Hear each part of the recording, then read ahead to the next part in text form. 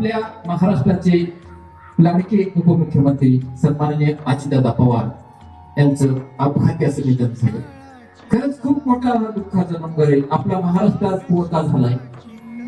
अनेक गरिबांना त्यांनी मदत केली. शिक्षण संस्था असतील, लोकांना कुठल्याही अडचणीच्या काळामध्ये ठामपणे निर्णय, एखादं काम होत असेल तर ते होणार आणि एखादं काम नसेल होत तर नाही होणार असा ठामपणे निर्भीडपणे बोलणारा माझा लाडका उपमुख्यमंत्री आज तुम्हाला सोडून ठेवा.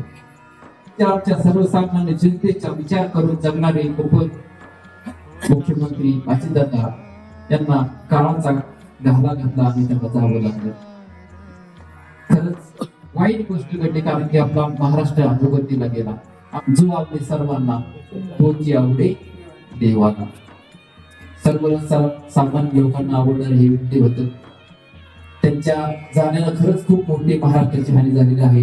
कितीही त्यांची पोकळी कुणीच म्हणून काढू शकत नाही, एवढं वाईट या ठिकाणी गोष्ट घडलेली आहे. त्यांना वारकरी संप्रदायाच्या वतीला भावपूर्ण अशी श्रद्धांजली. कशी काळाची चाहुल आली, बाग सुखाची करपून गेली.